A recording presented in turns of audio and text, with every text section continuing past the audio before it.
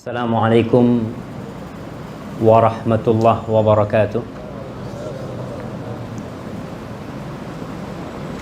Innal hamdalillah, sungguh segala puji hanya milik Allah Jalla Jalaluh.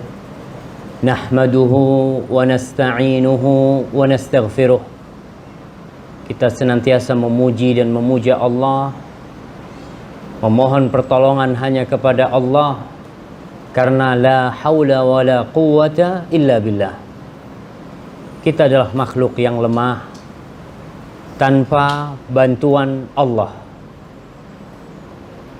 hidup kita akan penuh dengan kesengsaraan.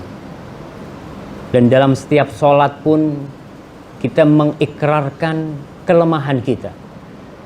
Kita berkata, iyyaka na'bud wa iyyaka nasta'in. Kita, ya Allah, kepadamu mengabdi, kepadamu beribadah, dan hanya kepadamu kita meminta pertolongan. Karena memang kita memerlukan pertolongan Allah Jalla Jalaluh, sebagaimana kita memohon ampun atas segala dosa-dosa kita. Wa na'udzubillahi min syururi anfusina wa sayyiati a'malina. Kita berlindung kepada Allah Subhanahu wa ta'ala dari kejahatan jiwa kita dan dari dampak-dampak buruk dosa yang kita lakukan. Man yahdillah fala mudhillalah wa may yudlil fala hadiyalah. Siapa yang diberi petunjuk oleh Allah, siapa yang diberi petunjuk oleh Allah, maka tiada seorang pun, baik dari bangsa jin atau manusia, yang dapat menyesatkan.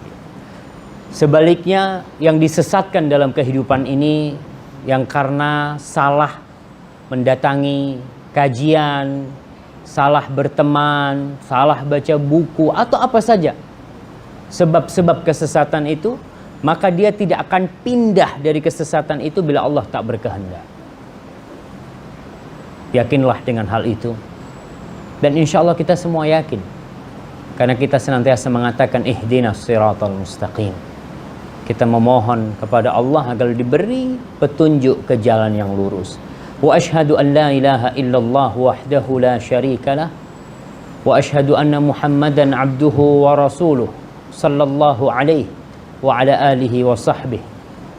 Dan saya bersaksi bahwa tiada ilah yang berhak untuk disembah kecuali Allah Jalla Jalaluh. Dia esa, tiada sekutu bagi Allah. Lahul mulku wa lahul hamdu wa huwa ala kulli syai'in qadir. Baginya segala bentuk kepemilikan, semuanya milik Allah. Baik yang ada di rumah kita atau yang kita pandang dengan mata kita, semuanya milik Allah. Walahul hamd, dan bagi Allah segala pujian, karena dia yang berhak untuk dipuji. Terkadang kita nih manusia minta dipuji, ingin disanjung. Ingin dia apa Ustaz? Bahasanya Ustaz? Disanjung. Ya, disanjung tuh ingin disebut-sebut kebaikannya, dipuji. Apa yang kita lakukan sebenarnya? Kau tuh apa yang kau lakukan? Kau bisa sholat itu karena Allah. Saya bisa ceramah, siapa yang bikin saya bisa ceramah? Allah Jalla Jalaluh. Kita bisa bersedekah, Allah yang bikin kita bersedekah.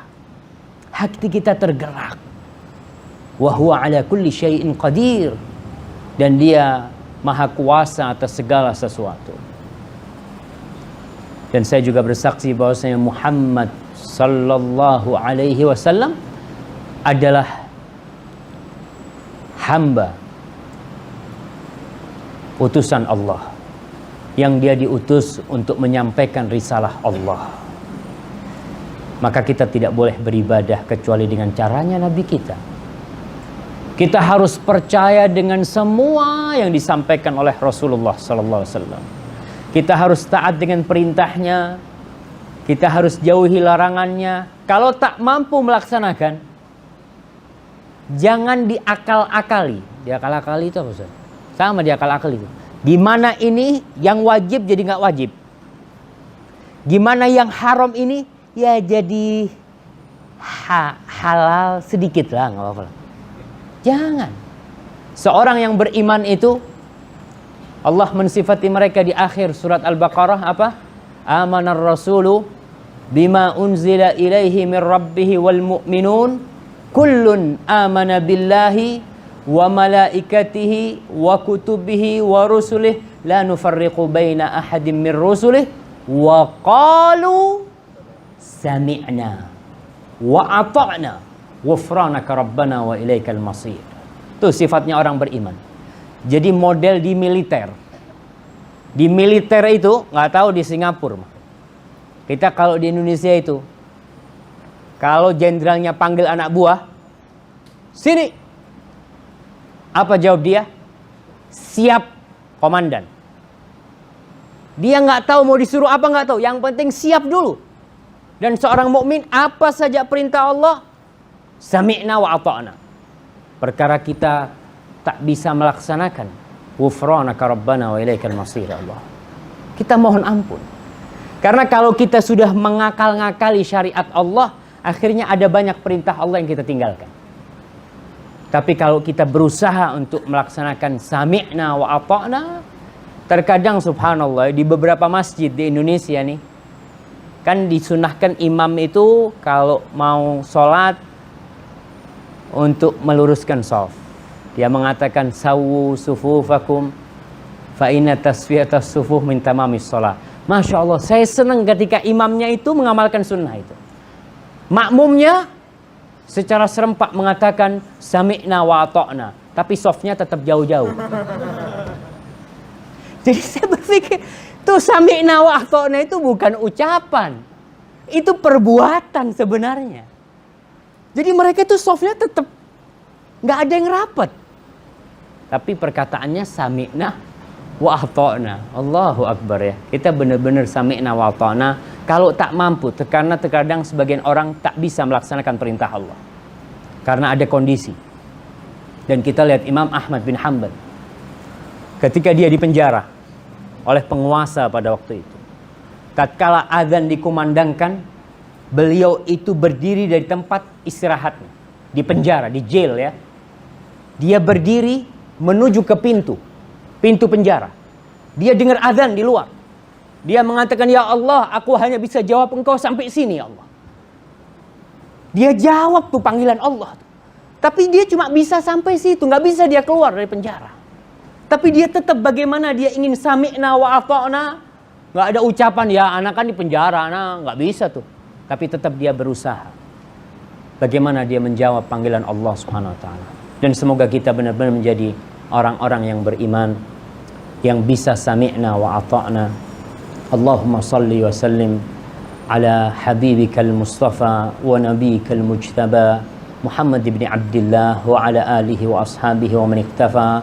Semoga salawat itu bersambung untuk Rasul sallallahu alaihi wasallam, untuk keluarganya, untuk istri dan anak-anaknya, dan untuk sahabat-sahabat Rasul sallallahu alaihi wasallam. Amma ba'd. Tajuk kita hari ini masalah hati. Hati itu bahasa Melayunya apa? Oke, kalau kita mau makan hati sapi, dijual. Apa bahasa Melayunya hati sapi? Hati juga? Hah? Hati lembu. Kalau kita mengatakan hati manusia dan hati lembu, sama? Sama nggak? Di mana letak hati manusia? Di sini sebelah kiri ya, dada kita sebelah kiri hati. Apa yang ada di sini? Jantung.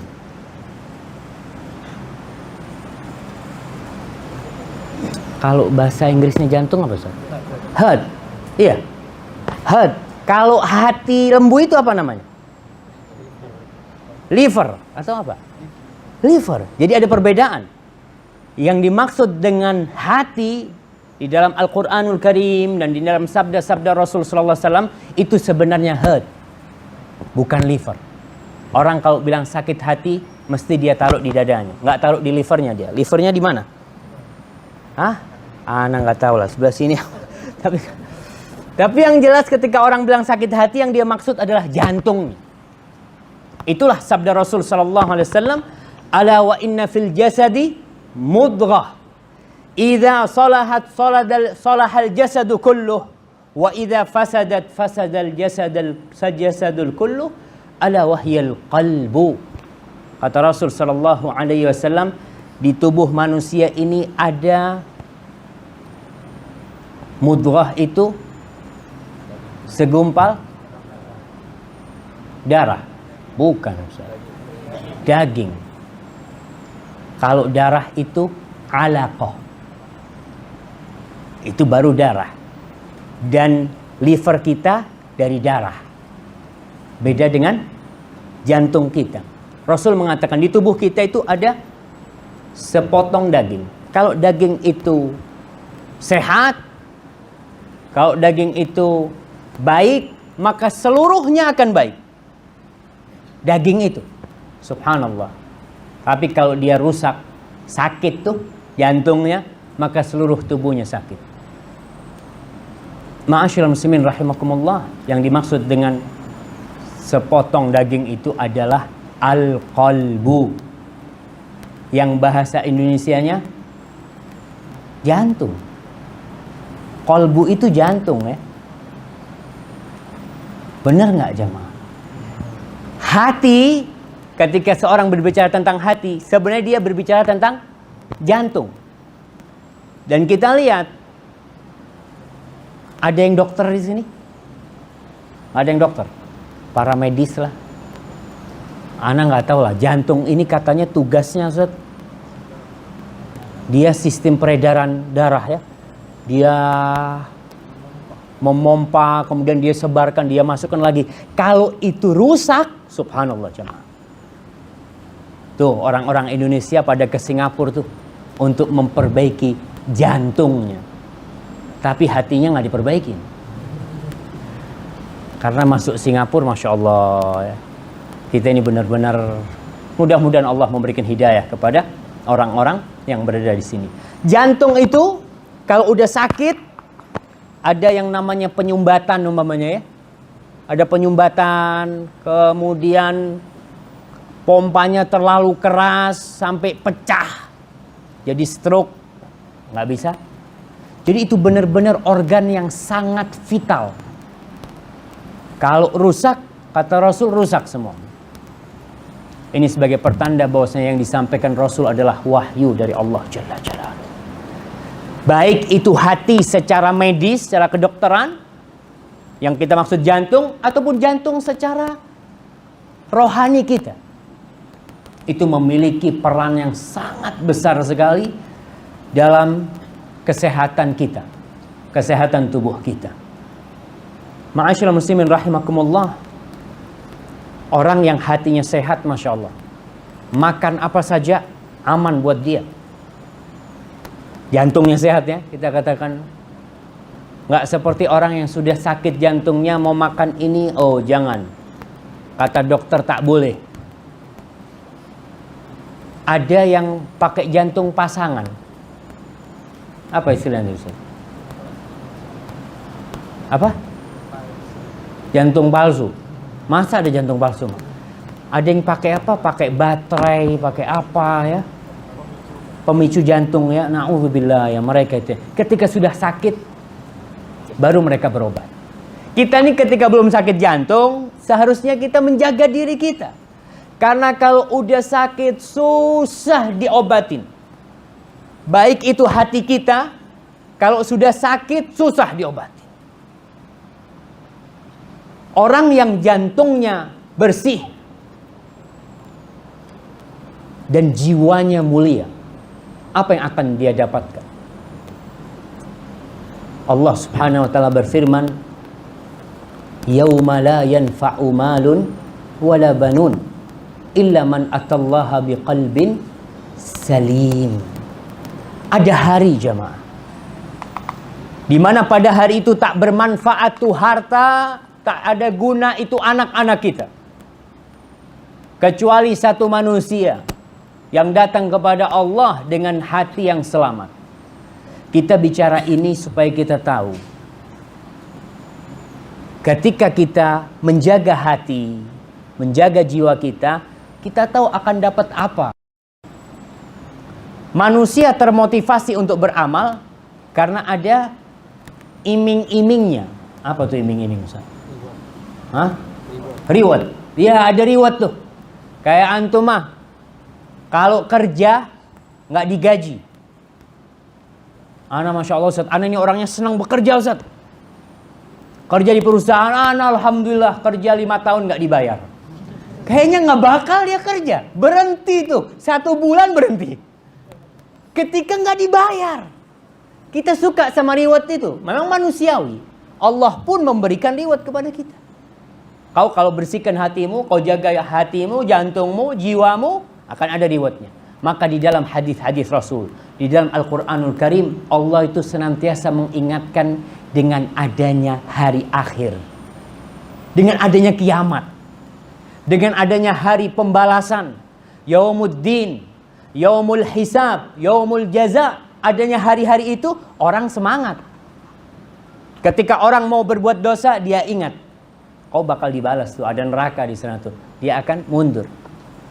Seperti sabda firman Allah Subhanahu wa taala, "In kuntum tu'minuna billahi wal yaumil akhir." Kalau kalian beriman dengan Allah dan hari akhir. Beriman dengan Allah dan hari akhir. Di hadis Nabi Muhammad SAW beliau mengatakan, "Man kana yu'minu billahi wal yaumil akhir." Barang siapa beriman dengan Allah dan hari akhir, hari pembalasan. Itulah yang membuat kita tiap hari mau bekerja. Dari jam 5 sampai jam 6 sore. Karena di akhir bulan ada gaji. Maka kita harus menguatkan keimanan kita dengan hari akhir. Dan orang yang membersihkan hatinya, dia akan dapat 2 pahala. 2 reward. Reward di dunia dan di akhirat. Allah berfirman dalam surat Syams, "Qad aflaha man zakkaha. Wa qad khaba man dassaha." Qad aflah. Sudah beruntunglah orang yang menyucikan jiwanya, membersihkan hatinya. Wa qad khaba man dassaha. Maka sengsara orang yang membiarkan hatinya itu kotor, hatinya itu rusak. Maka dia akan sengsara dalam kehidupan ini. Kemudian Allah berfirman di dalam surat Thaha ayat 75-76, "Wa man ya'tihi mu'minan qad amilas salihat." Barang siapa yang datang kepada Allah, datang pada hari akhir itu mu'minan, dalam keadaan beriman. Jadi yang pertama beriman. Qad amilas salihat, beramal soleh. Jadi nggak cukup kita cuma ngomong, "Ana beriman Ustaz, ana hati ana penuh dengan keimanan."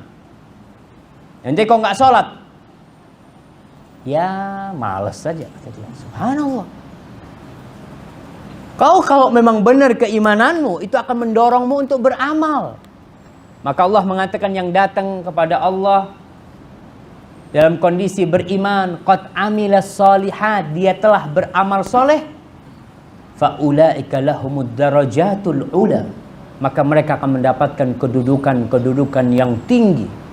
Jannatu adnin, surga jemaah. Jannatu adn. Subhanallah, kalau kita bicara surga, terkadang sebagian jamaah nih biasa aja. Oh, masuk surga Ustaz ya? Iya.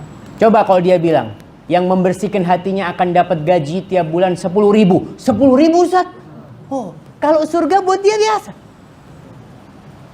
Karena kembali iman kita terkadang dipertanyakan.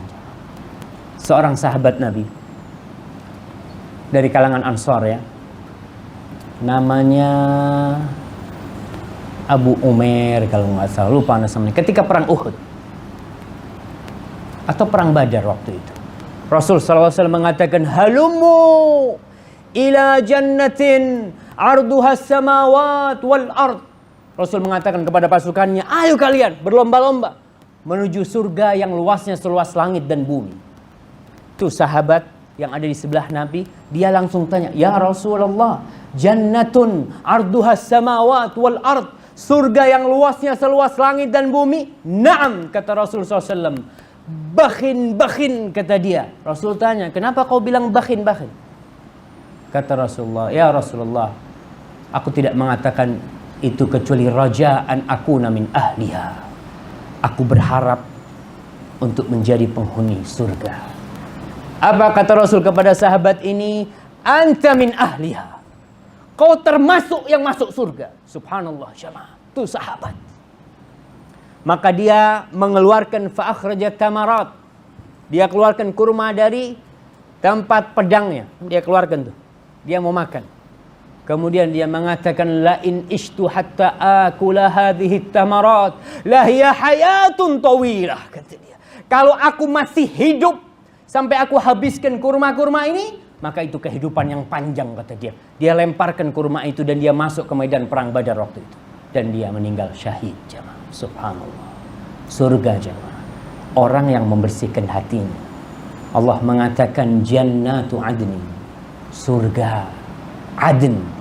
Tajri min tahtihal anhar. Di bawahnya itu mengalir sungai-sungai. Khalidina fiha. Bukan cuma itu. Kalau yang kita dapatkan umpamanya, kau bekerja di kerajaan akan mendapatkan nanti di akhir tahun, kalau kau sudah mau mati itu, udah tua, kita kasih umpamanya rumah yang luasnya 1 hektar. Berapa 1 hektar?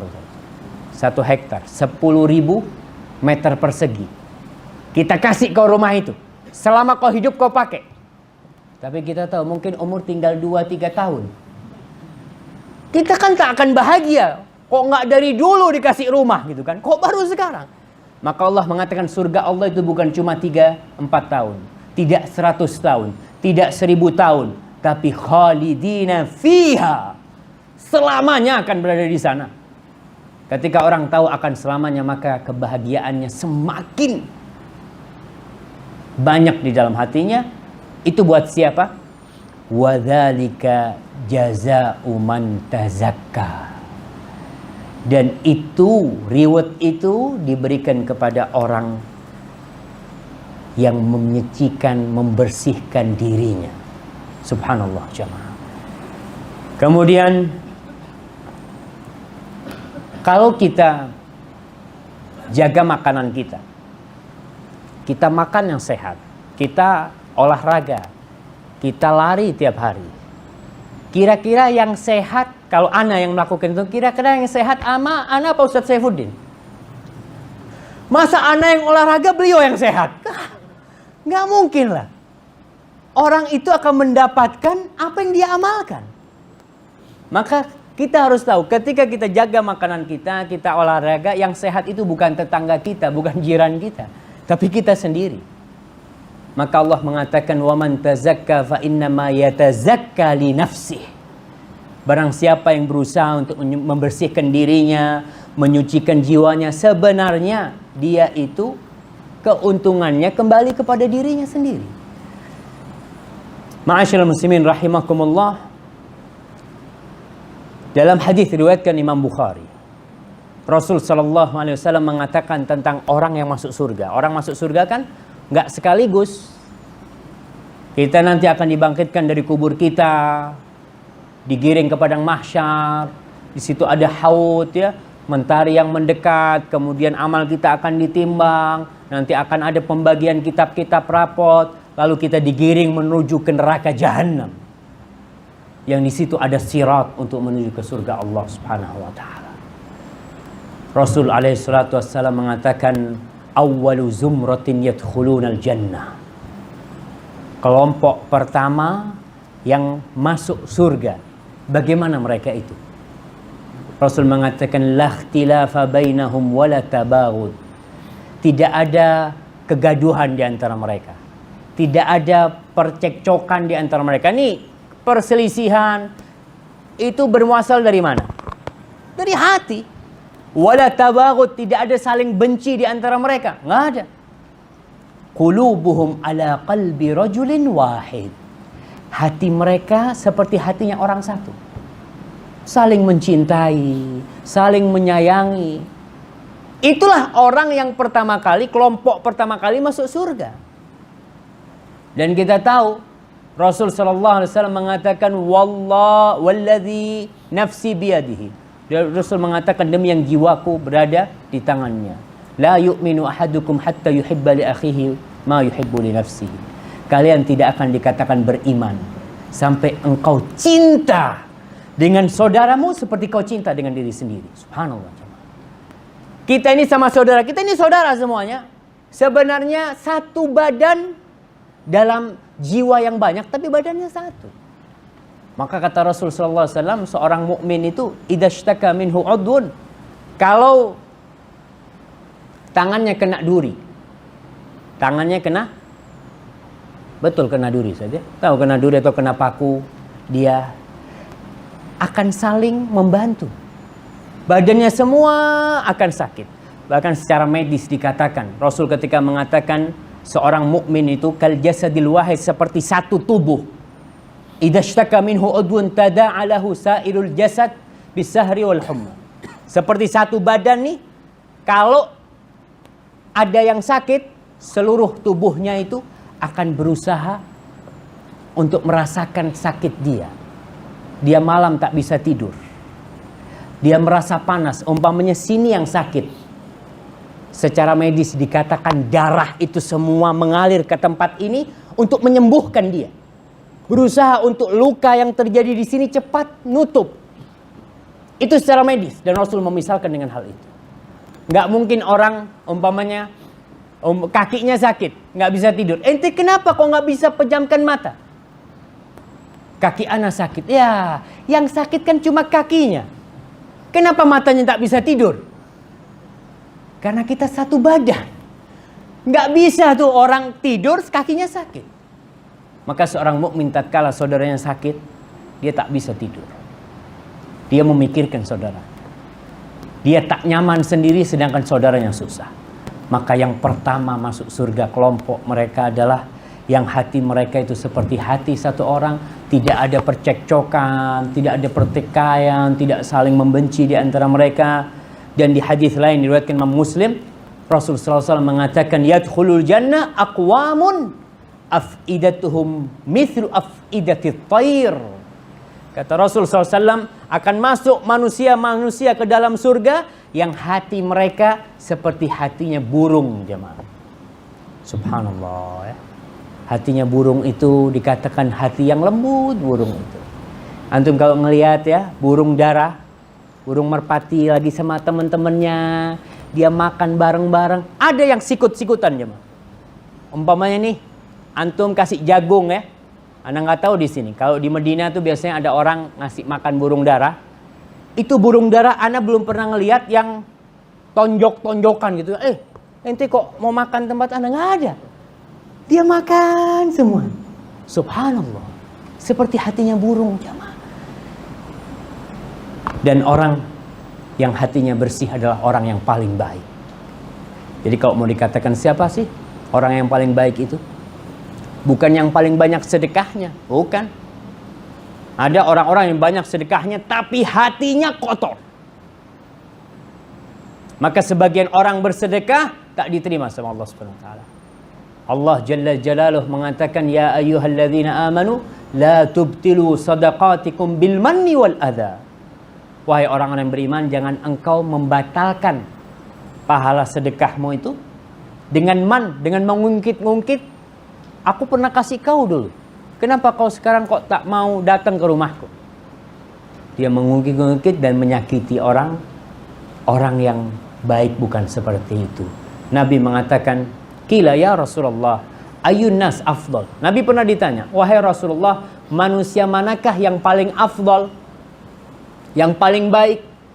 Beliau mengatakan, "Kullu makhmumil qalbi saduqil lisan." Orang yang paling baik adalah orang yang mahmumul qalb, saduq al-lisan. Para sahabat mengatakan, saduqul lisan na'rifuhu. Lisan yang jujur kita tahu maknanya. Wama mahmumul qalbi.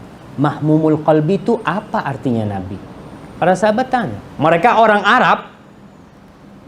Arab, tapi ada kata-kata Arab yang tak biasa dipakai dalam keseharian. Sehingga mereka perlu bertanya kepada Nabi, apa yang dimaksud dengan mahmumul qalbi? Kata Rasul sallallahu alaihi wasallam, qala at-taqi an-naqi alladhi la ithma fihi wala baghi wala hasad. Subhanallah. Yang disebut orang yang mahmul qalb, yang hatinya baik. Dia adalah seorang mukmin yang bertakwa, seorang mukmin yang bersih hatinya, tidak ada dosa, tidak ada kezaliman, dan tidak ada hasad, tidak ada iri dengki jemaah. Subhanallah. Maka jadilah orang yang seperti itu. Hadis ini diriwayatkan oleh Al-Mundhiri dalam Targhib Tarhib, dan hadis ini sahih. Nabi kita Muhammad sallallahu alaihi wasallam berapa kali dicuci hatinya? Siapa yang bisa jawab? Ana kasih hadiah. Tapi hadiahnya air aja, enggak apa-apa lah. Kan ini punya ana, Ustaz. Ana boleh bagi-bagi. Fadhal. Berapa kali? Angkat tangan yang mau jawab lah. Nah, antum udah jawab mah, yang lainnya. Fadhal yang di sini. 2 kali. Kapan dan kapan? Ketika Isra Mi'raj. Nah. Yang kedua?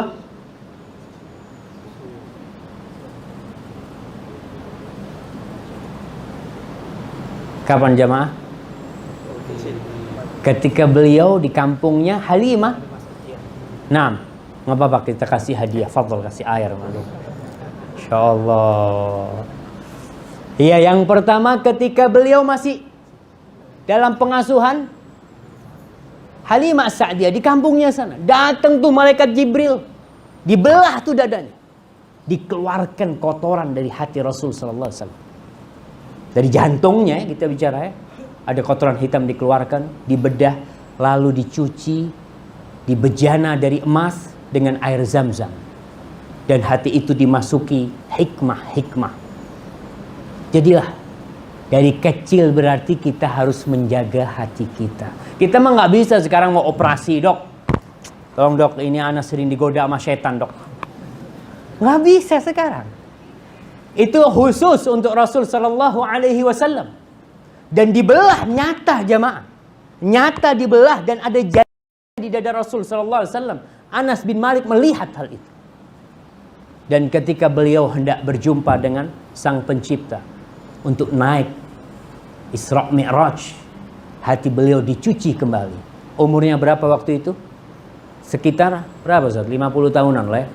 Sebelum beliau hijrah, ketika menerima wahyu wajib sholat, beliau dibelah lagi dadanya, sama dibersihkan, kemudian baru berangkat ke Sidratul Muntaha.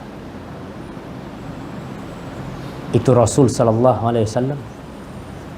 Karena beliau akan menyampaikan amanah yang begitu agungnya, maka kita harus berpikir bagaimana cara membersihkan hati kita. Ma'asyiral muslimin rahimakumullah. Ada 2 penyakit hati yang membuat hati kita sakit nih. Kalau secara medis, orang yang jantungnya sakit itu biasanya pola hidupnya, pola makannya tidak baik. Dia makan semua, dia makan. Dia tak pilah-pilah dia makan. Yang kedua, tak olahraga. Maka dia akan sakit. Udah makan macam-macam, tak ada olahraga lagi. Adapun hati kita itu sakit karena 2 penyakit. Yang pertama penyakit syubuhat. Syubuhat ini apa bahasa Melayunya Ustaz? Keraguan-raguan, kerancuan, apa? Samar-samar. Yang kedua syahwat. Penyakitnya itu 2, kerancuan-rancuan. Manusia ini ada 2 macam. Ada manusia yang ahli ibadah, ada manusia yang condong kepada kemaksiatan. Kalau yang ahli ibadah dikasih kemaksiatan nggak condong dia. Na'udzubillah, na'udzubillah, nggak mau dia. Diajak berbuat dosa nggak mau. Tapi iblis datang dengan memberikan kerancuan kepada dia dalam agamanya. Dia ibadahnya udah baik. Bagaimana ibadahnya itu keluar dari Islam yang benar. Seperti contohlah kelompok-kelompok yang ngebom bunuh diri, ngebom sana, ngebom sini. Itu karena syubuhat. Karena hatinya sakit dengan penyakit syubuhat. Dikatakan kau kalau ngebom langsung masuk surga. Masya Allah. Enak banget masuk surga kayak gitu. Orang kita aja bunuh diri sendiri itu masuk neraka. Apalagi bunuh orang lain. Orang yang bunuh dirinya sendiri dalam Islam itu akan masuk neraka. Dia punya tubuh sendiri, bukan punya orang. Bagaimana kalau dia membunuh orang lain yang tak halal darahnya untuk dibunuh? Itu pemikiran, artinya penyakit yang lewat pemikiran, syubhat. Aliran-aliran yang ada ya, seperti model di Indonesia itu pernah ada seorang ngaku jadi nabi. Namanya Ahmad Musaddiq. Tahu semua Ahmad Musaddiq? Ngaku jadi rasul. Yang saya nggak heran, ada orang-orang yang memang digoda sama setannya. Yang saya heran banyak yang ikut. Kok bisa tuh ikut ngaku rasul ikut? Pakai dasi rasulnya itu, masya Allah, pakai jas. Dapat duit dari mana dia nggak tahu. Tapi yang jelas musuh-musuh Islam berbuat di sini. Itu penyakit syubhat berat jamaah. Karena orang kalau kena penyakit syubhat, dia mengira yang dia lakukan benar. Kalau orang kena penyakit syahwat, dia tahu dosa yang dia lakukan. Ente kenapa umpamanya main judi? Ya Allah, bas ana doakanlah mudah-mudahan dapat hidayah. Tapi kalau orang yang kena syubhat, ente kenapa ikut teroris itu? Ini yang benar kata dia. Susah mau kasih hidayah dia. Karena dia meyakini yang kemudian itu paling bahaya, fitnah syubhat. Dan kita berdoa semoga kaum muslimin diberi hidayah oleh Allah Subhanahu wa taala. Karena fitnahnya teroris, khawarij ini sangat berat sekali dan dia mencoreng nama Islam. Akhirnya Islam yang benar pun tidak bisa berdakwah. Gara-gara perbuatan orang-orang yang tidak benar. Sekali lagi berkaitan dengan penyakit syubhat ini, Nabi SAW mengatakan, Man qatala mu'ahadan lam yaruh raihatal jannah. Barang siapa membunuh orang kafir yang ada perjanjian dengan orang Islam, nggak bakal nyium bau surga. Tadi katanya dia bom bunuh diri langsung masuk surga. Nabi ngatakan nggak bakal cium bau surga, nggak akan cium dia. Apalagi mau masuk surga. Maka hati-hati dengan penyakit ini. Dan penyakit ini di dalam surat Al-Baqarah ayat 10 Allah berfirman, fi qulubihim maradun fazadahumullahu marada walahum adzabun alimun bima kanu yakdzibun. Orang-orang munafik di dalam hati mereka ada penyakit dan Allah tambah tuh penyakit. Maka semakin susah untuk dapat hidayah karena mereka menyimpang, Allah simpangkan mereka. Kalau dia mau cari kebenaran, niscaya Allah akan memberikan bimbingan kepada mereka kepada kebenaran itu. Ini berkaitan dengan penyakit syubhat dan kita harus hati-hati, baca buku harus hati-hati, datang kajian kita paling enggak harus punya basic Quran dan Sunnah. Kita tahu enggak ada nabi setelah Nabi Muhammad. Maka kalau ada orang ngomong aku nih nabi, bohong, tahu kita. Tapi kalau enggak pernah sekolah, dari mana dia tahu? Dia melihat orangnya soleh. Seperti umpamanya Mirza Ghulam Ahmad yang dari India. Banyak pengikutnya. Kok bisa? Karena kita tak punya ilmu. Jadi untuk syubhat caranya dengan ilmu, dengan belajar yang benar. Adapun syahwat ini yang dimaksudnya syahwat dunia. Allah Subhanahu wa taala berfirman, ya nisa'an nabi lastunna ka ahadin minan nisa. Wahai istri-istri Nabi, kalian ini nggak sama dengan wanita-wanita lain. Nggak sama kalian. Ini taqaitunna, kalau kalian bertakwa. Fala takhda'na bil qaul. Jangan melembah lembutkan perkataan.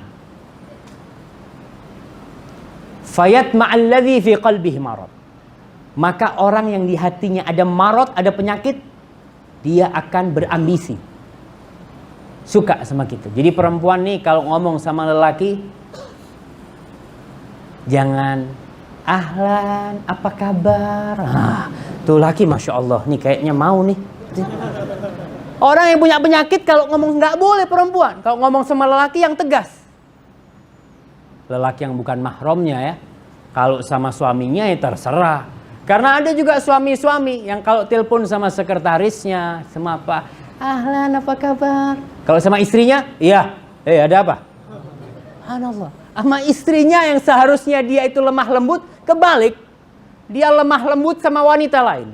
Maka perempuan-perempuan kalau ngobrol, dia tak usah, apa istilahnya Ustaz? Kayak merayu-rayu ya. Biasanya itu perempuan kalau suruh belanja, kalau shopping tuh pinter merayu tuh. Ayolah, kata dia, jangan mahal-mahal gitu kan. Itu nggak boleh tuh. Itu yang pedagangnya, yang jaga kedai itu langsung lihat. Iya, nggak apa-apa sudah, itu kan. Allah mengatakan fala takhdo. Istri Nabi nggak boleh. Istri Nabi, apalagi dengan wanita-wanita yang lainnya. Maka yang tegas, kalau bicara yang biasa, kalau telepon sama orang laki, sama tuan-tuan, ya bicaranya tidak usah dengan meliuk-liuk ya. Mendayu-dayu, itulah. Nggak boleh. Fayat ma'alladhi fi qalbi, yang di hatinya ada penyakit syahwat tuh langsung tergoda. Langsung tergoda dia. Ma'asyiral muslimin, hati ini bolak-balik. Kalau kita bicara hati ini, subhanallah ya. Nggak bisa tetap lurus. Al-qalbu, dinamakan dalam bahasa al-qalbu itu litaqallubihi. Kata Nabi, karena dia memang bolak-balik. Umpamanya nih, kita berangkat haji atau berangkat umroh, udah, ana nggak mau ngomong sama kawan-kawan, nggak boleh ada yang tahu. Kenapa? Supaya ana ikhlas, ana bisa jaga hati. Sampai di Mekah, selfie dia, kirim ke mana? Taruh di DP-nya di depan Ka'bah. Semoga Allah mengampuni dosaku. Awalnya kepingin nggak ada yang tahu dia. Tapi satu kampung tahu semuanya. Hatinya subhanallah. Dia pulang, kemudian pulang dari umroh, nggak ada yang tahu. Sampai di sini dia berusaha untuk menjaga hatinya. Anak kepingin nggak ada orang tahu. Ketika teman-teman kawan-kawan ngomong masalah umroh, wah sekarang umroh itu panas banget. Oh iya panas banget. Memang anak kemarin itu, dia yang maunya muncul juga. Hati ini jamaah, Allahu Akbar ya. Benar-benar yataqallab, kata Rasul sallallahu alaihi wasallam, mathalul qalbi kamathali rishatin bi ardi falatin yuqallibuha ar-rih dhahran li batnin. Hati itu seperti bulu burung ya di padang pasir. Ada bulu kadangkala, sama bulu burung tuh. Kalau kena angin itu bolak-balik dia. Nggak netep jemaah. Oleh karena itu Rasul sallallahu alaihi wasallam senantiasa berdoa, ya muqallibal qulub tsabbit qalbi ala dinik. Nabi yang udah dicuci hatinya masih mengatakan ya muqallibal qulub tsabbit qalbi ala dinik. Apalagi kita jemaah. Ya Allah, wahai zat yang membolak-balikkan hati, tetapkan hatiku di atas agamamu. Ada nafsu. Para ulama ketika berbicara tentang nafsu, mereka menceritakan bahwasanya nafsu kita itu adalah komandan hati. Nafsu itu pemimpin hati kita. Kalau nafsunya sudah tunduk, hati akan aman. Karena yang memberikan masukan itu nafsu kepada hati kita. Dan Allah mensifati nafsu, innan nafsa la ammaratum bisu. Sesungguhnya nafsu itu selalu menyuruh kepada kejahatan. Itu tugas nafsu memang seperti itu. Maka kita harus belajar dari bayi. Baby ketika kecil tuh Masya Allah, dia itu nangis, menjerat-jerit. Ketika didekatkan ke tete ibunya, sunyi senyap, tak ada suara. Karena dia mendapatkan apa yang dia inginkan. Jalan lari-lari nangis lagi, digendong sama ibunya, ditaruh. Subhanallah, tak ada suara. Malam hari, lagi tidur nih, anaknya nangis, si ibunya merem, pegang kepalanya, dekatkan. Diam. Subhanallah, nafsu seperti itu. Sampai kapan baby ini akan seperti itu? sampai kita yang membuat dia tidak seperti itu. Kalau tetap seperti itu, sampai umur 5 tahun dia tetap nyusu sama ibunya. Tapi kita harus berusaha untuk memisahkan dia.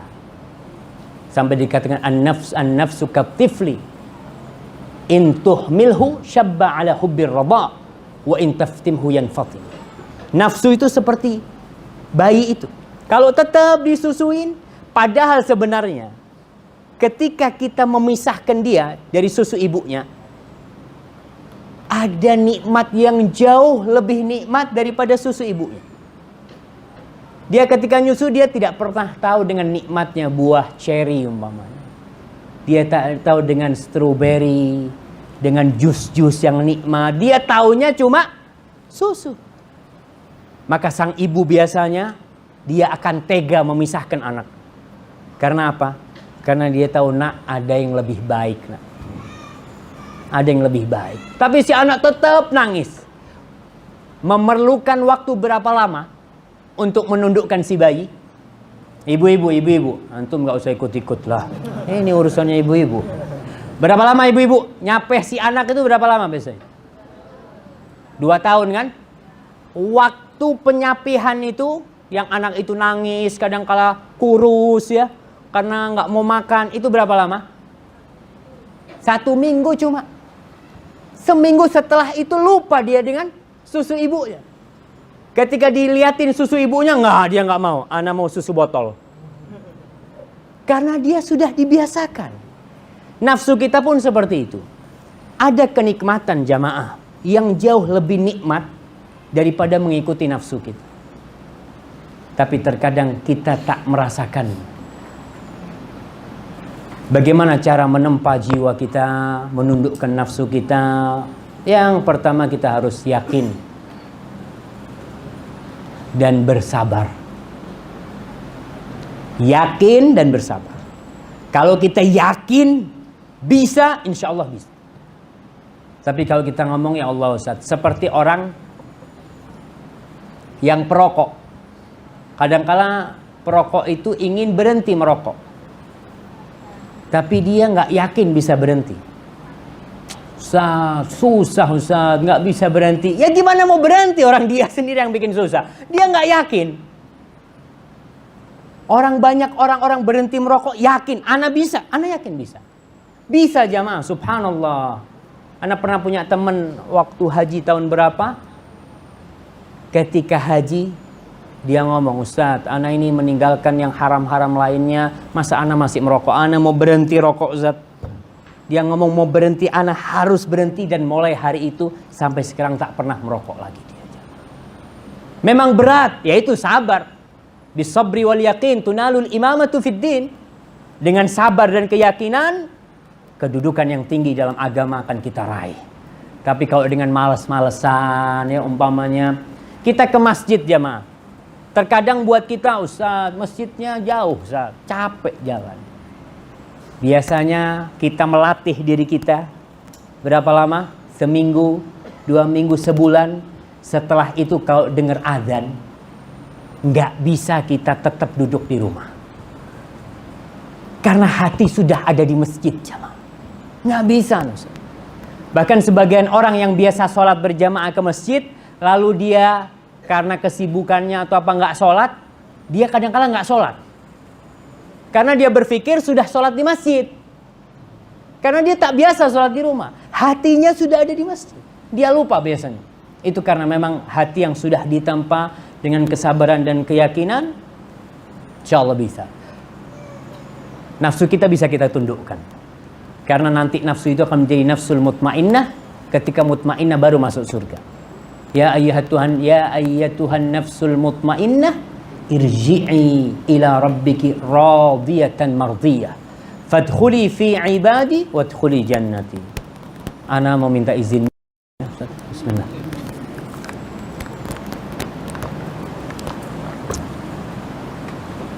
Itu Allah akan memasukkan seorang hamba ke surga ketika hatinya sudah, jiwanya mutmainnah. Kalau tadi contoh bayi, contoh yang lebih ekstrim nih, burung elang. Para ulama memisalkan jiwa itu seperti burung elang. Antum tahu burung eagle itu?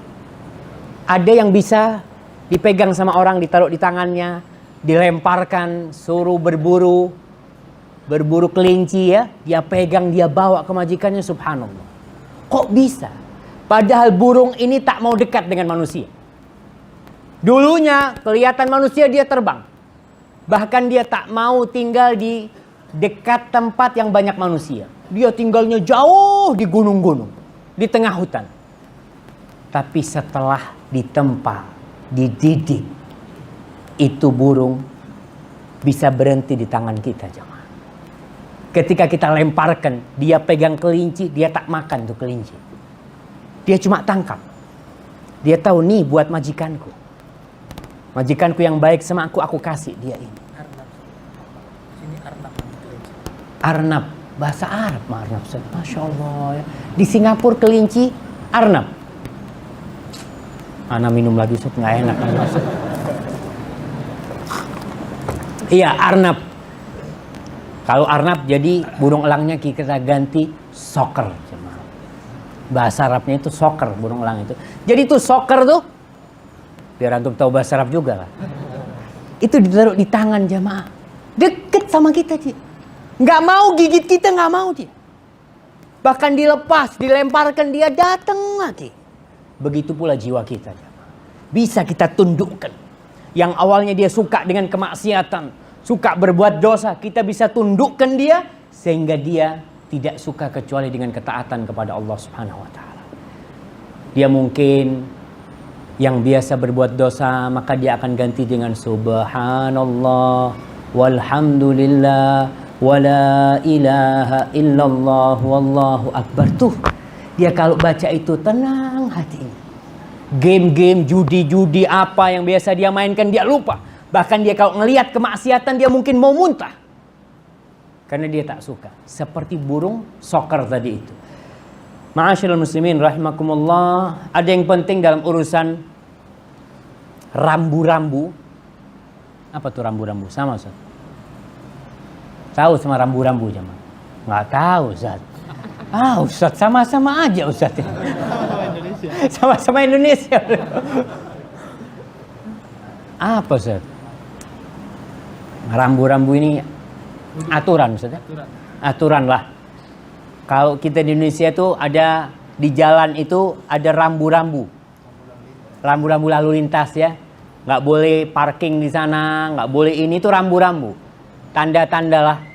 Ada 3 rambu-rambu penting, aturan yang kita harus tahu dalam urusan menyucikan hati kita dan menempa jiwa kita.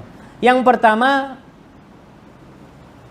kita bisa bersihkan jiwa kita itu karena Allah bantu kita, bukan karena kita sendiri. Jadi jangan merasa ana lah. Kita bisa menempa jiwa kita karena Allah Subhanahu wa taala. Allah berfirman, "Falaula fadlullahi 'alaikum wa rahmatuhu lakuntum minal khasirin." Andai kata bukan karena fadlullah, karunia Allah kepada kalian dan rahmatnya, pasti kalian menjadi orang-orang yang merugi. Allah mengatakan di surat itu, surat An-Nisa ya. Di surat An-Nur juga ayat 10, ayat 14, ayat 20. Di Nur ayat 21 Allah mengatakan walaula fadlullah alaikum wa rahmatuh. Andai kata bukan karena fadlullah, fadilah dari Allah, keutamaan dari Allah kepada kalian, wa rahmatuhu, dan rahmat Allah, ma zaka minkum min ahadin abada. Tidak ada satupun di antara kita yang bisa membersihkan hatinya. Ada. Jadi kita bisa bersih hati karena Allah Subhanahu wa taala. Walakin Allah yuzakki man yasha. Allah membersihkan siapa yang Dia kehendaki. Yang kedua, doa adalah senjata yang utama. Kita sudah berbicara masalah doa. Doa Nabi, salah satu doa Nabi itu ya muqallibal qulub tadi itu. Kemudian doa Rasul sallallahu alaihi wasallam, Allahumma ati nafsi taqwaha wa zakkiha anta khairu man zakkaha anta waliyuha maulaha. Itu doa Nabi. Hafal semua. Coba kita baca tuh. Allahumma ati nafsi taqwaha wa zakkiha anta khairu man zakkaha anta waliyuha wa maulaha. Masya Allah, udah hafal semua tuh. Masya Allah, sekali langsung hafal. Alhamdulillah. Itu artinya Allahumma ati nafsi taqwaha, ya Allah berikan kepada jiwaku ketakwaannya, dan zakiha, sucikan dia. Kau sebaik-baiknya menyucikan jiwa itu. Anta waliyuha maula, kau yang memiliki jiwa itu ya Allah, kau yang mempunyainya, maka kau yang bisa membersihkannya. Itu doa. Kemudian yang ketiga, rambu-rambu yang ketiga yang penting, bercermin kepada Nabi. Nabilah uswah hasanah. Karena ada orang yang menyucikan jiwanya dengan cara-cara tak islami, tapi seakan-akan islami. Seperti orang yang tak mau makan daging. Enggak. Ada kelompok yang mereka tak mau makan daging. Ana mau makan rumput saja. Insya Allah. Supaya hatinya bersih. Nggak bisa. Rasul SAW makan daging. Kalau ada ya, kalau ada Nabi. Kalau ada Nabi makan daging. Nggak ada ya Nabi puasa. Jadi kalau ingin membersihkan jiwa kita, menata hati kita, maka caranya gimana Rasulullah menata? Jangan bikin aturan-aturan baru. Umpamanya aku ingin menyucikan hatiku dengan bersemedi di sebuah, di mana di sana semedi? Di gua dia semedi. Kenapa? Aku ingin membersihkan. Nggak ada tuh dalam Islam. Ustaz, Nabi itu dulu bersemedi tuh di gua Hira. Beliau ketika itu sebelum datang wahyu. Setelah datang wahyu selesai. Nabi nggak berangkat lagi kemana? Ke gua Hira lagi, nggak ada. Itu tahannuts yang memang ada di agama sebelumnya dan sekarang udah diganti di dalam Islam. Yang ingin membersihkan hatinya dengan bersemedi di mana? Di masjid i'tikaf. I'tikaf, berpisah dari dunia. Naam. Kita berangkat ke masjid i'tikaf. I'tikaf ke masjid 10 hari Ramadan, tapi tetap Facebook. Nah, ente memang di masjid badannya, tapi pikirannya ada di luar sana. Nggak boleh, berhenti semuanya. Kalau memang benar-benar i'tikaf ya i'tikaf. I'tikaf itu mentahbis, menghabis, memenjarakan diri ya, memenjarakan tubuhnya di masjid, hatinya kepada Allah. Itulah orang kalau ingin caranya Nabi ya itu ada i'tikaf di masjid, bukan i'tikaf di gua aja mah. I'tikafnya di masjid. Gimana Ustaz waktunya Ustaz? Boleh lanjut jemaah? 10 menit lagi. Kalau tadi itu rambu-rambunya, aturannya, gimana langkah-langkah supaya hati kita bersih. Yang pertama, membenahi tauhid. Tauhid kita. Soalnya akar hati kita ini sebagai tempat tumbuhnya akar. Hasilnya, buahnya itu ya amal perbuatan kita. Kalau hatinya bersih dengan tauhid, maka semua amalannya insyaallah akan bersih. Allah Subhanahu wa taala berfirman, "Alam tara kaifa daraballahu mathalan kalimatan thayyibatan ka syajaratin thayyibatin asluha thabitun wa far'uha fis sama tu'ti ukulaha kulla hinin bi'izni rabbiha." Apakah kalian tidak melihat bagaimana Allah memberikan perumpamaan kalimat yang baik? Kalimat yang baik ini adalah la ilaha illallah, kalimat tauhid. Seperti pohon yang baik pula, asluha thabit, akarnya itu masuk ke dalam bumi. Wa far'uha fis sama, cabangnya, rantingnya itu sampai ke langit. Karena akarnya kuat, dia diterpa angin tetap kokoh jemaah. Karena akarnya thabit. Wa far'uha fis sama tu'ti ukulaha kulla hinin bi'izni rabbiha. Buahnya banyak sekali. Jadi orang yang bertauhid, yang benar tauhidnya, amalnya akan baik. Akhlaknya insya Allah akan mulia. Karena hatinya sudah baik, maka tauhid yang pertama yang perlu diperbaiki. Ibnul Qayyim mengatakan fa aslu ma tazku bihil qulub wal arwah wat tauhid. Dan pokok yang dengannya hati dan jiwa bersih itu yang pertama adalah tauhid kepada Allah Subhanahu wa taala. Yang kedua, memperbanyak amalan-amalan sunnah, dan kita sudah tahu kalau orang banyak amalan sunnah bakal dicintai sama Allah Subhanahu wa taala. Kemudian yang ketiga, keluarkan zakat. Bayar zakat. Karena Allah mengatakan khudh min amwalihim shadaqatan tutahhiruhum wa tuzakkihim biha. Muhammad, ambillah dari harta mereka itu sedekah, zakat, tutahhiruhum, yang engkau dengan zakat itu membersihkan mereka, wa tuzakkihim biha, dan menyucikan jiwa mereka. Jadi orang yang suka bersedekah, dia itu tak takut miskin. Jiwanya ini terkadang cinta sama harta, dan kita cinta sama harta. Ada yang tak suka sama uang di sini. Yang tak suka sama uang itu cuma Arnab. Antum kalau kasih $10 sama Arnab tuh, dilihat sama dia. Nanti nggak salah ngasih duit sama dia. Dia nggak suka. Tapi kalau manusia, subhanallah, cinta dia dengan harta, tapi kita dipaksa untuk mengeluarkan. Dan itu bisa membersihkan jiwa kita. Jangan kita diperbudak dengan uang itu, jangan. Kita ini terkadang untuk sedekah jamaah sulit. Karena cinta kita dengan harta, tapi ingat itu termasuk jalan untuk membersihkan jiwa kita. Yang keempat, istighfar. Banyak-banyak istighfar, duduk kita, berdiri kita. Nabi itu di satu majelis, satu kali duduk, katanya Ibnu Abbas atau Ibnu Umar, dia mengatakan, kuntu a'uddu lin Nabi sallallahu alaihi wasallam fi majlisin wahid wa huwa yaqul Allahumma ighfirli wa tub alayya innaka antat tawwabul ghafur. Ya Allah, Ibnu Abbas mengatakan, aku menghitung Nabi di satu majelis, lagi kumpul, lagi diam, beliau itu membaca doa, Rabbi ighfirli wa tub alayya innaka antat tawwabul ghafur. Ya Allah, ampuni aku, berikan taubatmu kepadaku, sesungguhnya engkau Maha pengampun dan Maha penerima taubat. Hafal semuanya? Allahumma, anak kok jadi lupa aja. Allahumma ighfirli wa tub alayya innaka antat tawwabul ghafur. Alhamdulillah, selesai Ustaz. Udah hafal semuanya. Ya, kita bersyukur. Yang kelima, zikrullah. Ala bidzikrillah tatmainnul qulub. Zikir, subhanallah jamaah. Antum rasakan sehari lah. Ana mau kasih antum coba sehari. Umpamanya hari Jumat. Antum coba hari itu tak berhenti berzikir.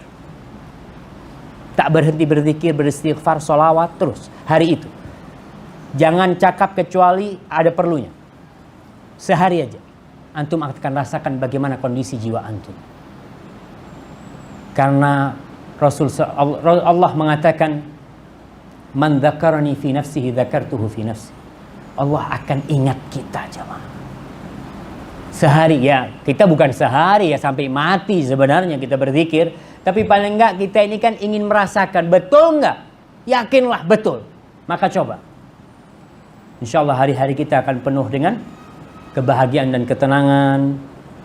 Karena Allah berfirman, وَمَنْ يَعْشُ عَنْ ذِكْرِ الرَّحْمَنِ نُقَيِّدْ لَهُ شَيْطَانًا فَهُوَ لَهُ قَرِينٌ. Barang siapa yang berpaling dari zikrul Rahman, mengingat Ar-Rahman, maka kita akan jadikan teman dia syaitan yang menemani dia. Yang keenam, sering mengingat kematian. Kita ini kalau ngantar orang mati, entah di Singapura sini, terkadang di beberapa negeri ya, itu tidak semuanya. Ketika memakamkan kuburan, memakamkan jenazah, itu pada ketawa-ketawa di kuburan. Wah, cerita-cerita di kuburan. Subhanallah. Di kuburan tempatnya ingat mati. Maka sekali-kali kita ke kuburan. Ana mau tanya, antum kapan terakhir ke kuburan? Ziarah kubur, bukan ngantar jenazah.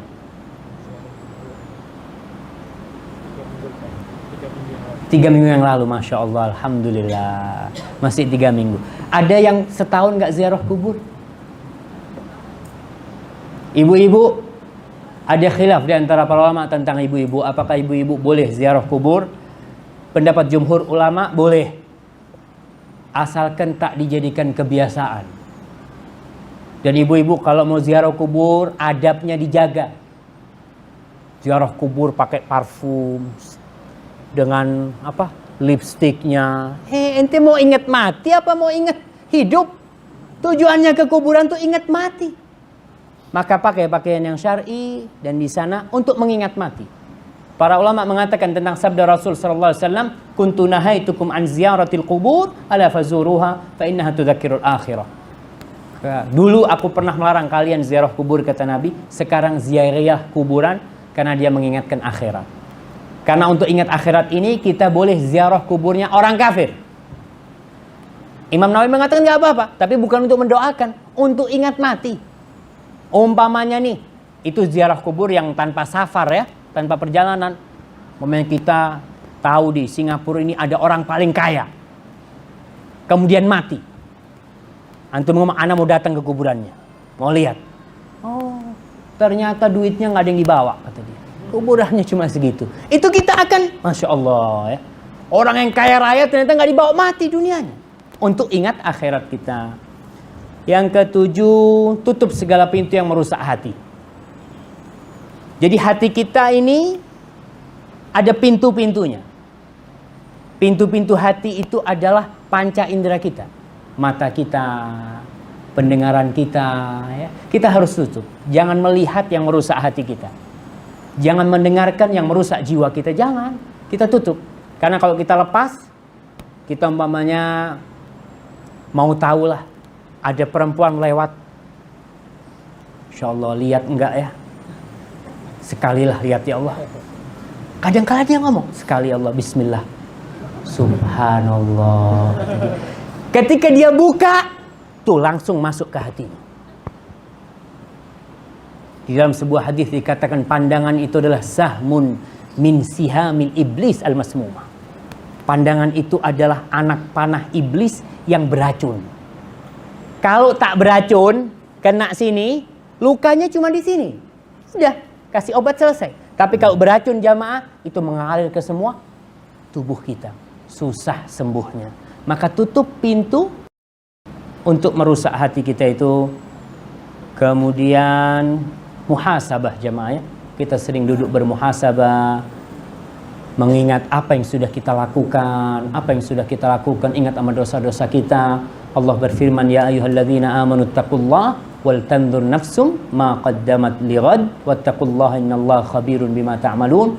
Wahai orang yang beriman, bertakwalah kepada Allah, hendaklah jiwa itu melihat apa yang telah dia persiapkan, yang telah dia lakukan untuk hari esok dia. Dan yang terakhir, tanda orang hatinya bersih. Apa tandanya? Kita ini tahu hati kita bersih dari mana? Kita tak usah lihat orang lain. Kita lihat diri kita sendiri. Ibnul Qayyim menjelaskan bahwasanya orang yang hatinya bersih, tanda-tandanya dia itu sering bertobat kepada Allah dan kembali kepada Allah. Kalau dia berbuat dosa, dia langsung tobat kepada Allah. Itu berarti hatinya baik, sehat. Kemudian dia tidak berhenti berzikir kepada Allah. Yang ketiga, kalau dia kehilangan ibadah, dia itu akan sedih. Umpamanya dia ketiduran tak sholat berjamaah di masjid karena tertidur.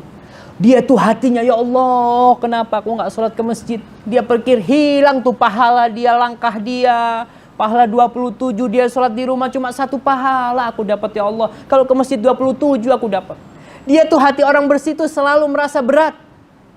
Tidak seperti orang yang kehilangan duit. Ada orang yang karena hatinya penuh dunia, kehilangan duit dia susah. Tapi kalau kehilangan sholat dia biasa-biasa aja. Maka itulah mungkin yang keempat, dia merasakan nikmat ketika beribadah. Ketika sholat tuh nikmat sekali. Ada orang yang sholat tapi tidak merasakan apa-apa. Yang kelima, kalau dia masuk ke dalam ibadah kepada sholat, hilang semua urusan dunia. Kegundahan, Allahu Akbar. Nabi kalau ada pasal yang pelik, kemana beliau lakukan? Laji'a ila shalah. Idza hazaba amrun laji'a ila shalah. Beliau langsung sholat. Maka orang yang seperti itu, yang kalau dia merasakan kenikmatan dalam sholat, insyaallah dia hatinya bersih. Wallahu a'lam bishawab. Mungkin itulah yang bisa kita kaji pada kesempatan kali ini.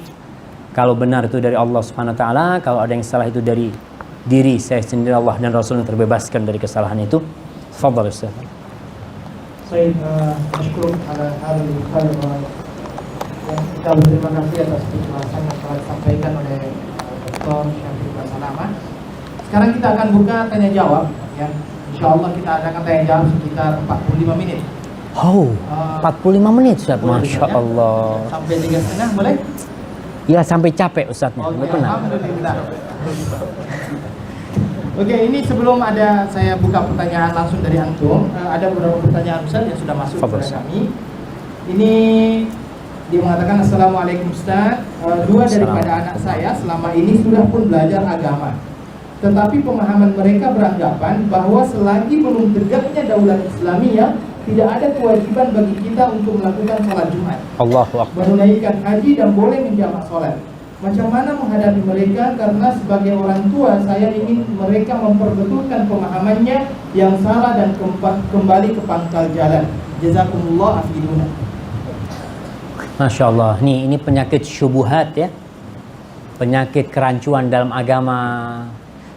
Ingat, semua sekte, kelompok sesat itu punya dalil.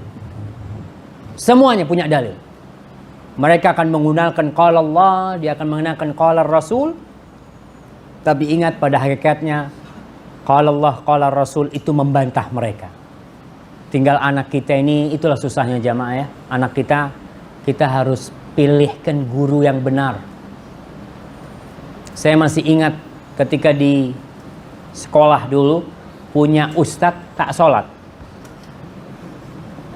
Awalnya sholat, tahu-tahu tak sholat. Karena dia sekolah di Stein, di sekolah agama Indonesia, negeri. Dia tak sholat. Anaknya, Ustadz, kok gak sholat Ustadz? Dia mengatakan, qala Allahu ta'ala. Wah. Allah berfirman, aqimis sholata li dzikri. Dirikan sholat untuk mengingatku. Kalau ana sudah ingat, ada apa sholat? Subhanallah jamaah. Ada dalilnya dari Al-Quran. Kalau orang mau ambil sepotong-sepotong dari Al-Quran, rusak agama ini. Dia ngatakan, ente kenapa nggak sholat? Subhanallah. Ada dulu kelompok zanadiqah. Zindik itu orang-orang yang Islam tapi dia munafik sebenarnya. Dia mengatakan,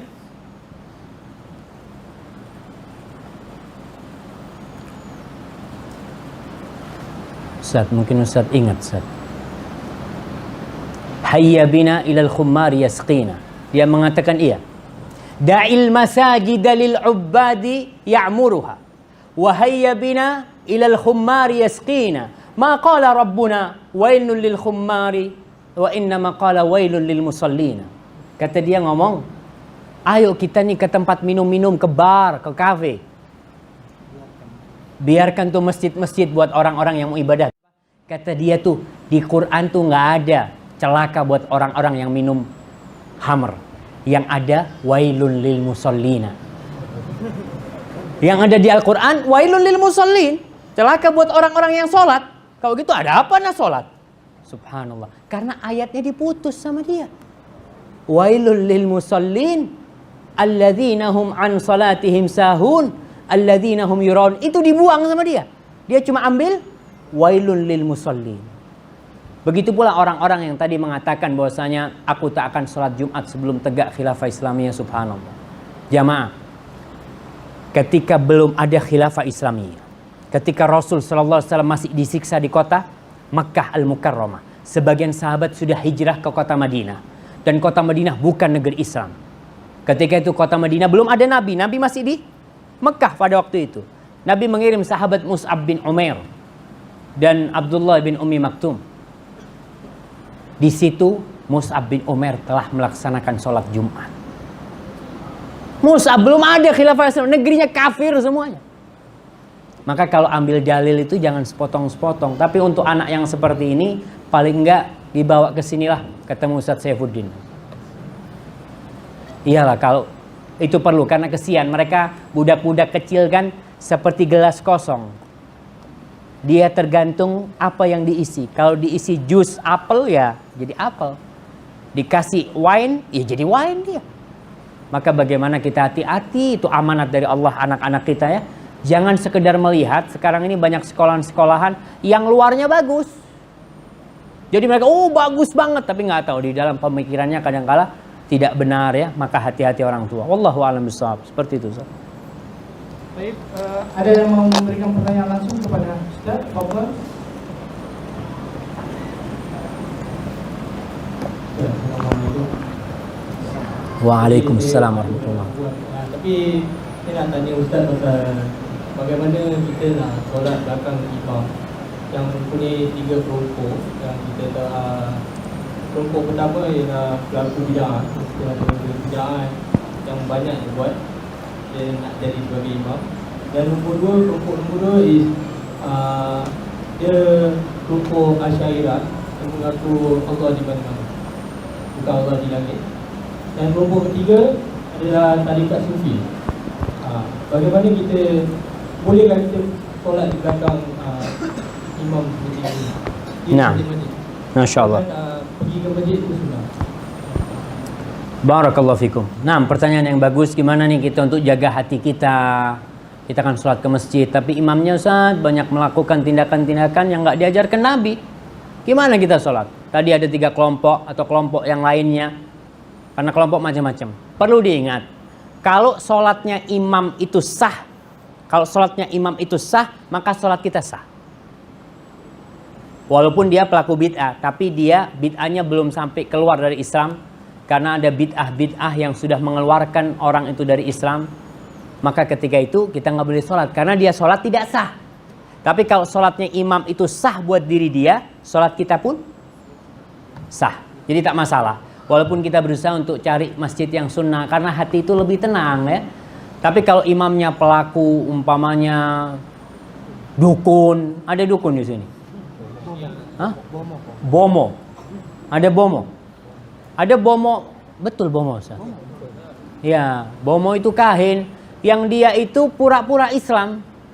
Maka kita tahu dia nggak sah sholat di dirinya sendiri. Karena sebagian bomo di Indonesia itu sudah tak ada bomo sekarang. Sudah hilang. Yang ada Ustadz Bomo. Jadi udah separuh, udah ya gini lah gayanya kayak Ustadz ini ya, pakai topi putih gitu kan.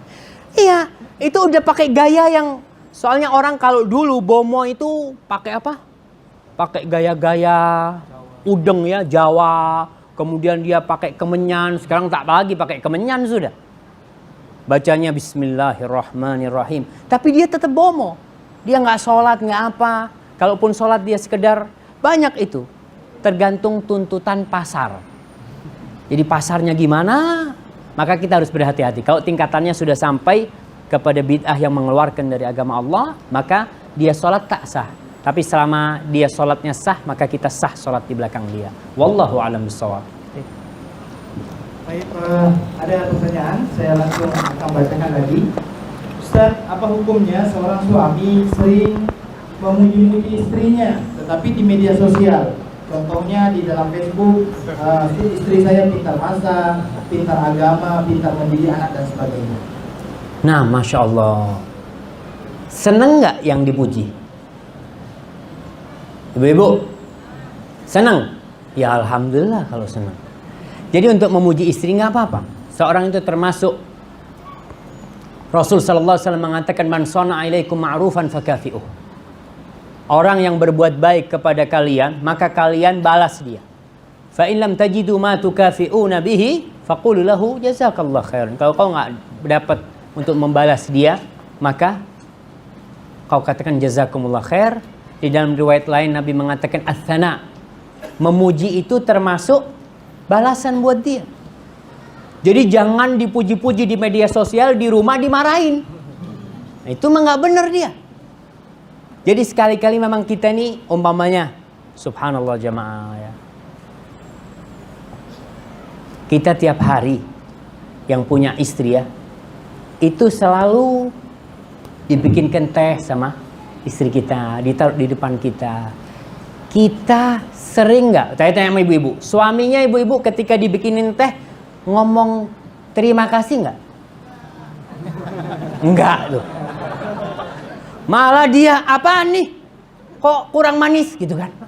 Coba dia di toko, sekretarisnya bikinin teh, Masya Allah jazakillah khair, Masya Allah kau baik banget kata dia.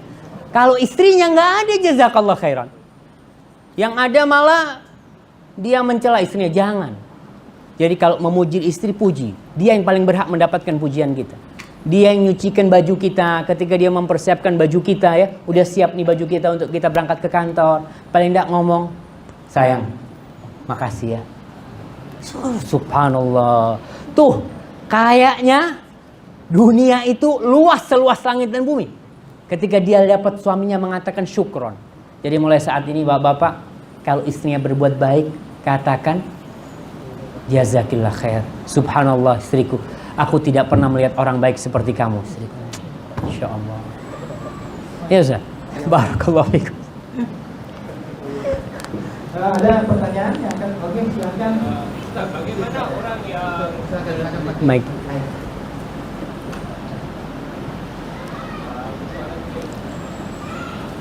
soalan saya adalah orang yang solat, puasa, malahan dah pergi haji, tapi dia buat maksiat yang dia suka mencela orang. Adakah hati dia baik? Ustaz? Nah, orang ini sholat, haji, tapi dia berbuat Maksiat lah, macam maksiat. mencela orang, Macam apa? mencela dan mengumpat. Oke, jadi akhlaknya buruk lah. Dia karakternya nggak baik. Itu subhanallah jemaah. Kita tadi udah bicara bahwasanya kalau mau menikahkan putri kita, orang itu harus ada dua sifat. Agamanya baik, tadi sholatnya, ibadahnya haji ya, kemudian akhlaknya mulia. Karena terkadang sebagian orang itu ibadahnya baik tapi akhlaknya buruk. Ingat, Rasul SAW mengatakan athqalu ma fil mizan husnul khuluq. Yang paling berat tuh di timbangan, yang lagi berat di timbangan di hari kiamat itu adalah akhlak yang mulia.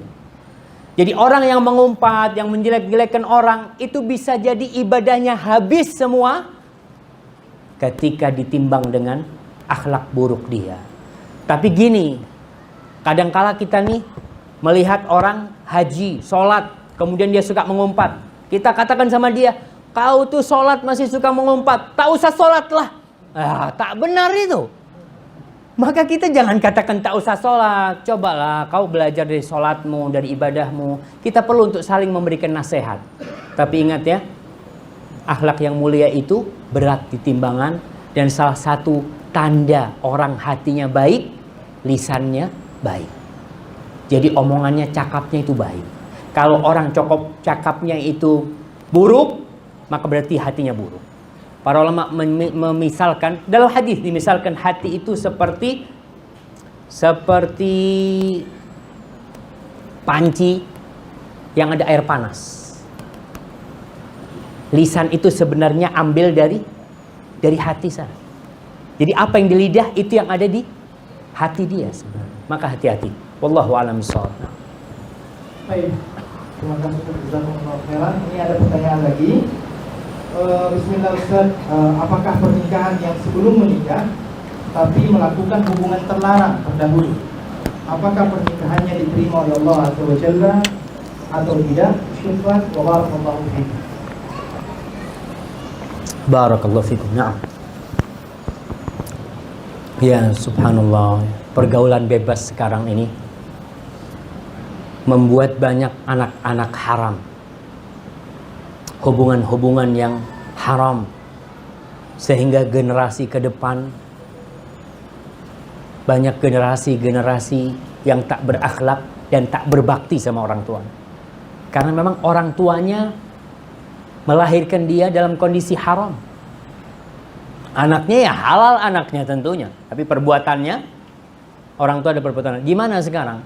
Apakah seorang yang pernah berhubungan, pernah berzina, kemudian dia menikah, apakah diridhai oleh Allah Subhanahu wa taala? Syaratnya satu, bertobat. Jadi terkadang sebagian orang itu dinikahkan sama orang tuanya karena pernah berzina, tapi dia tak pernah bertobat. Dia mengatakan, iya sekarang kan udah halal, alhamdulillah sudah. Tapi dia ingat itu dosa besar yang tidak bakal dihapuskan kecuali dengan tobat. Illa yasha Allah, kecuali Allah berkehendak. Maka ketika orang itu pernah berhubungan di luar nikah dan itu haram, hendaklah dia bertobat dan jangan pernah berhenti bertobat. Terus memohon maaf kepada Allah, memohon ampun kepada Allah. Jangan sekedar karena dinikahkan seakan-akan sudah halal. Dia dulu pernah berbuat dosa. Lalu yang kedua, tidak harmonisnya rumah tangga. Terkadang rumah tangga suka gaduh. Ingat, mungkin dulu dia sebelum nikah, apa istilahnya? Matai, Ustaz? Iya, matai. Antum ketawa-ketawa, mah. Anak kalau salah dibetulin ngomongnya. Iya, matai itu, dia nggak pernah tobat dengan matai, dia nggak pernah tobat dia. Dia merasa biasa-biasa aja. Akhirnya tuh yang namanya setan, subhanallah jamaah. Ketika matai, setannya itu kipas-kipas terus. Ketika udah kawin, setannya itu saling tarik. Dia ingin memisahkan keduanya. Karena hubungannya sudah halal. Maka kita harus bertobat. Karena matai dulu, mudah-mudahan rumah tangganya jadi harmonis nantinya. Wallahu a'lam bishawab. Baik, ada pertanyaan lain, silakan Abu Tomha.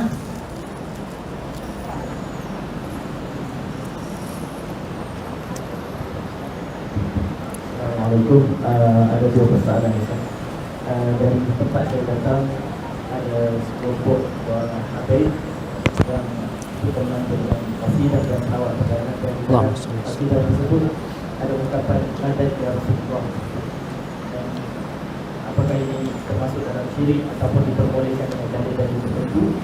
Dan yang kedua yang kira yang panas di sini, ISIS ini dikatakan mengajarkan kitab tauhid Muhammad Quran. Jadi apakah benar mereka ini ahli sunnah ataupun mereka asalnya ahli sunnah namun terpesong? Nah, barakallahu fikum. Ya, berkaitan dengan pertanyaan yang pertama, ada orang-orang yang berselawat kepada Rasul SAW, kemudian dia mengatakan madad ya Rasulullah, madad ya Rasulullah. Artinya madad ini bantulah kami wahai Rasulullah. Subhanallah jamaah. Nabi tak pernah mengajarkan hal itu. Nabi mengajarkan kepada Abdullah bin Abbas, idza sa'alta fas'alillah. Kalau kau minta, mintalah kepada Allah Jalla Jalla, bukan minta sama aku. Nabi itu, apa kata Allah tentang dia? Qul innama ana basyarun mithlukum yuha ilayya. Sesungguhnya aku ini manusia sama seperti kalian, sama.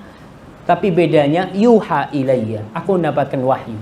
Nabi itu bukan separuh malaikat, bukan. Nabi itu bukan separuh Tuhan, bukan. Nabi itu manusia biasa yang mendapatkan wahyu. Itulah. Dan kita lihat yang diajarkan oleh Nabi doa-doanya.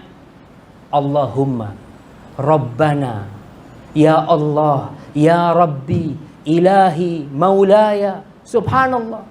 Doa Nabi itu tidak pernah ngaji mengatakan, wahai anakku, kalau kau meminta, minta sama aku. Subhanallah. Nggak pernah Nabi mengajarkan hal itu.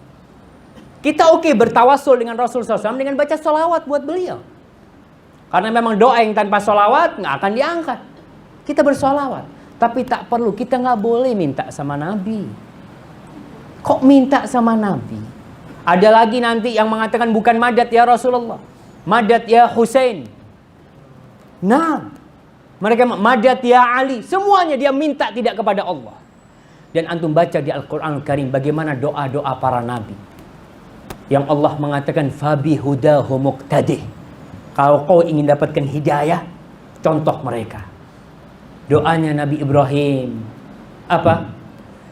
Rabbi ij'alni muqimas shalah wa min dzurriyyati. Rabbi. Ketika selesai bangun Ka'bah, apa kata beliau? Rabbana taqabbal minna. Rabbana. Tuh tawassul yang diajarkan, Rabbana, Rabb kami. Jamaah, Allah itu mendengar apa yang terbetik di hati kita. Rasul sallallahu alaihi wasallam tak tahu.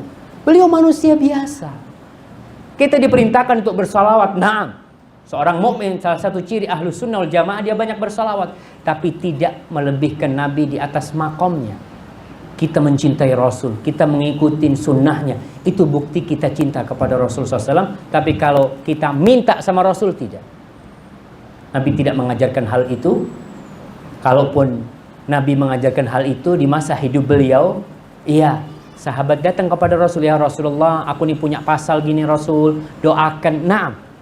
Tapi selesai ketika Rasul SAW wafat, ya sudah, beliau sudah berpindah dari alam dunia ini ke alam barzakh. Beliau hidup di kuburnya, tapi dikubur di alam barzakh. Bukan seperti sekarang orang mau kita gali. Apa bisa kalau kita gali kuburan Nabi, Nabi kemudian bangun lagi kumpul sama umat? Nggak mungkin. Beliau sudah meninggal, sudah wafat, tapi hidup di kehidupan yang berbeda di alam barzakh sana. Yang alam barzakh itu kita tahu berantara dunia dan akhirat.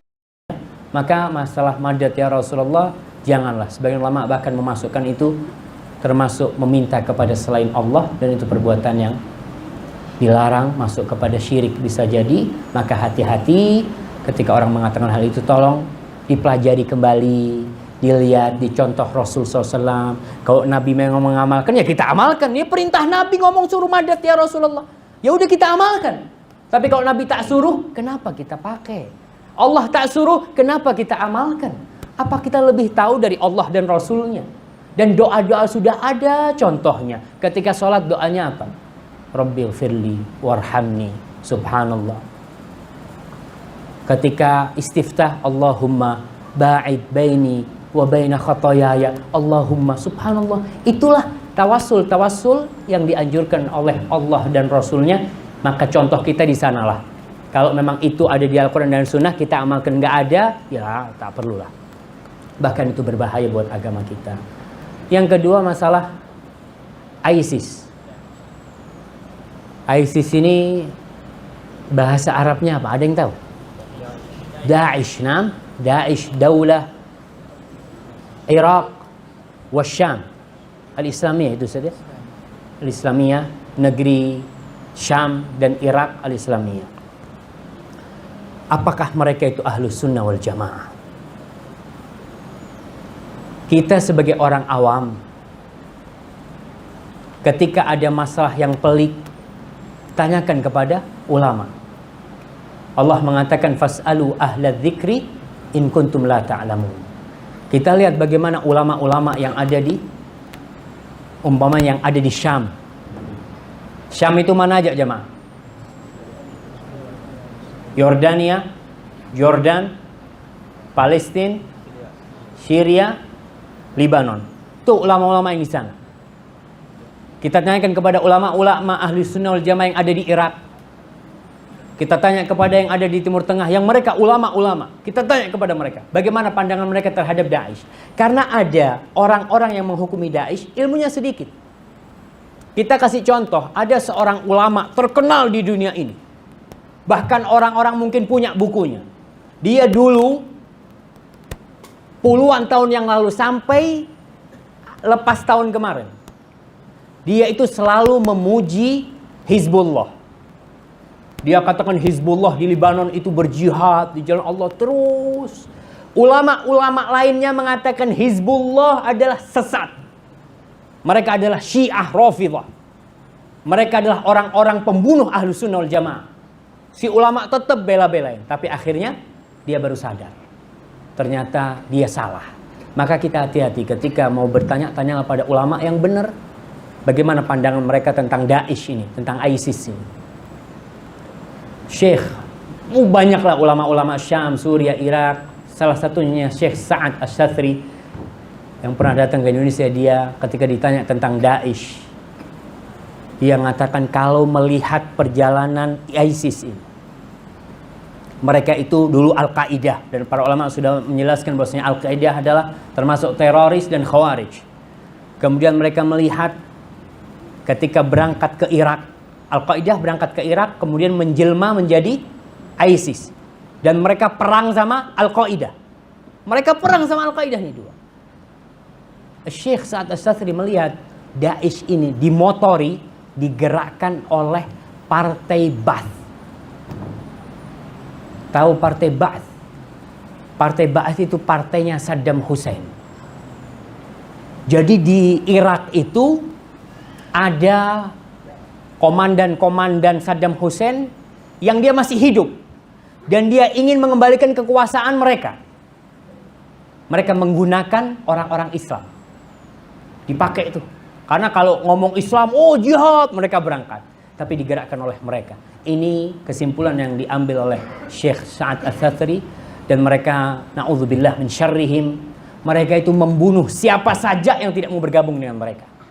Karena ketika mereka mengumumkan khilafah Islamiyah, siapa saja, jadi di Irak, di Syam itu banyak mujahidin, Dari kelompok-kelompok kecil yang berjihad di kampung sana, dia berjihad di sana berkampung. Semua kelompok yang tidak mau bergabung dengan ISIS dibunuh sama mereka.